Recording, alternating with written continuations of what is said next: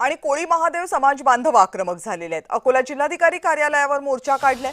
कोळी समाजाच्या प्रलंबित प्रश्नांकडे तातडीने लक्ष देण्याची मागणी होतीये।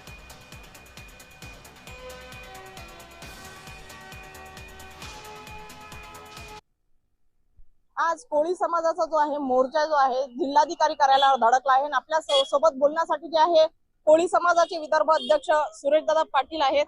दादा काय सांगाल, आपला हा जो मोर्चा कशासाठी आहे? कोळी जमातीच्या बांधवांना सुलभतेने जात प्रमाणपत्र मिळाले पाहिजे, त्यांना ते देण्यात यावं असा निर्णय घेण्यात आला।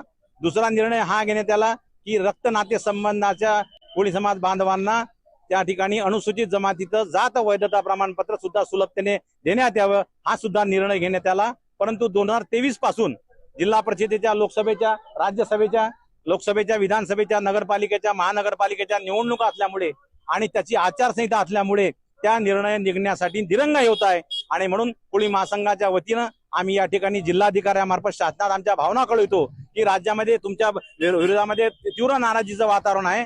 हा जो निर्णय झालेला आहे त्याची अंमलबजावणी करावी आणि सुलभतेने जात वैधता प्रमाणपत्र आणि जात प्रमाणपत्र द्यावे ही आमची प्रमुख मागणी आहे। यामध्ये जे आहे मागण्या पूर्ण न झाल्यास त्यांनी आणखी कठोर पाऊल उचलण्याचं आश्वासन यावेळी दिलेलं आहे। वर्षा मोरे, जय महाराष्ट्र न्यूज, अकोला।